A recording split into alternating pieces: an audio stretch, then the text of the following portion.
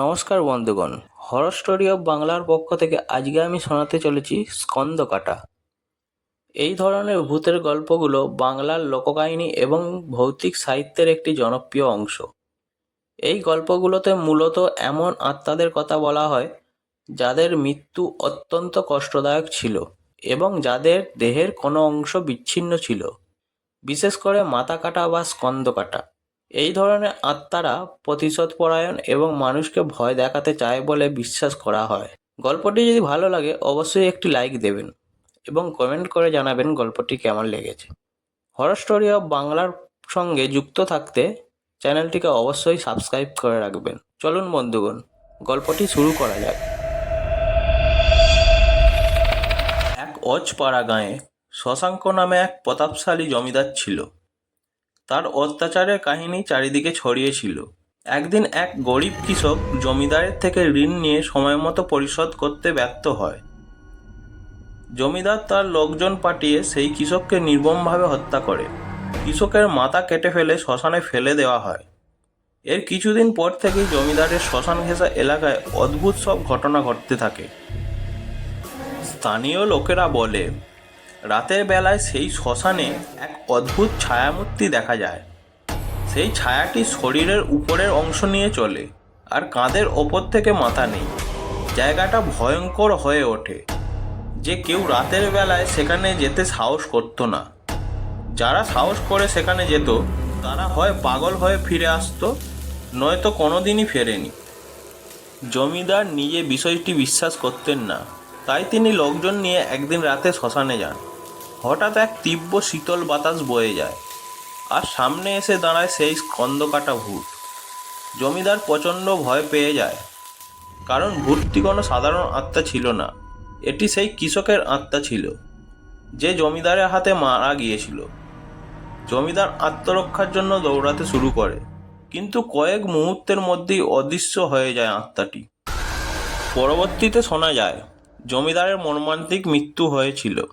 তার দেহ পাওয়া গিয়েছিল সেই শ্মশানের পাশেই, আর তার মাথা ছিল না।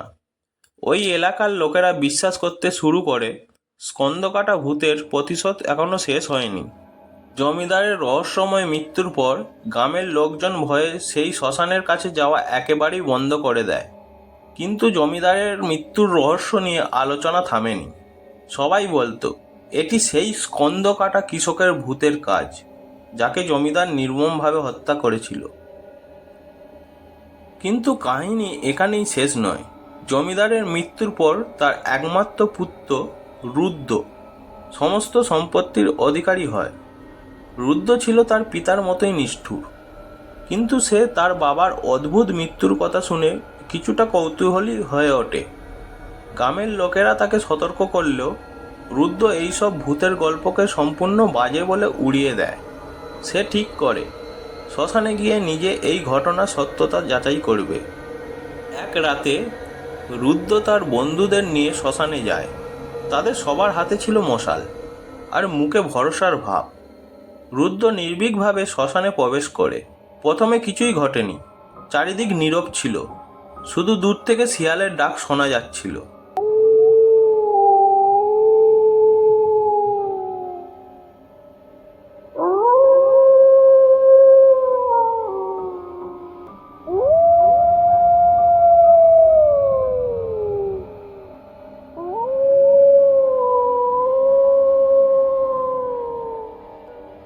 রুদ্র ও তার বন্ধুরা বেশ হাসাহাসি করছিল।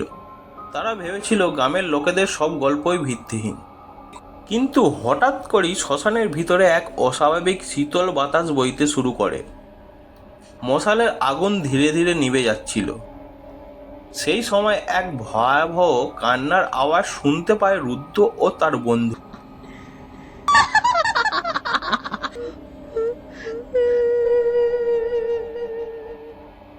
সেই কান্না যেন কোনো আহত আত্মার স্পন্দন। সবাই থমকে দাঁড়ায়, আর ঠিক তখনই শ্মশানের ভিতর থেকে একটি ছায়ামূর্তি ধীরে ধীরে তাদের দিকে এগিয়ে আসে। সেই মূর্তি ছিল মানব আকৃতির, কিন্তু তার মাথা ছিল না।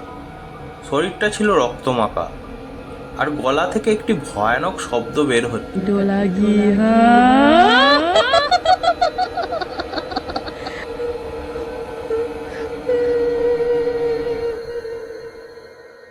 যেন কেউ তীব্র যন্ত্রণায় কাঁদছে। রুদ্র ও তার বন্ধুরা চমকে ওঠে। রুদ্রের বন্ধুরা আতঙ্কে পালিয়ে যায়, কিন্তু রুদ্র সাহস করে মূর্তির সামনে দাঁড়ায়। হঠাৎ করেই মূর্তিটি রুদ্রের সামনে এসে থেমে যায় এবং তার শীতল হাত রুদ্রের কাঁধে স্পর্শ করে। রুদ্র তৎক্ষণাৎ অজ্ঞান হয়ে মাটিতে পড়ে যায়।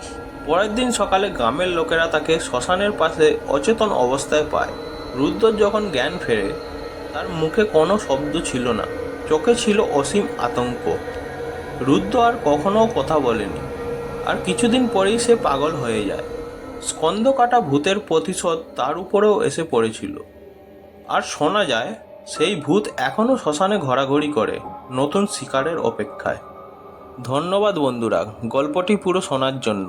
গল্পটি যদি ভালো লাগে অবশ্যই একটি লাইক দেবেন এবং কমেন্ট করে জানাবেন গল্পটি কেমন লেগেছে। হরর স্টোরি অফ বাংলার সঙ্গে যুক্ত থাকতে চ্যানেলটিকে অবশ্যই সাবস্ক্রাইব করে রাখবেন। ধন্যবাদ বন্ধুরা।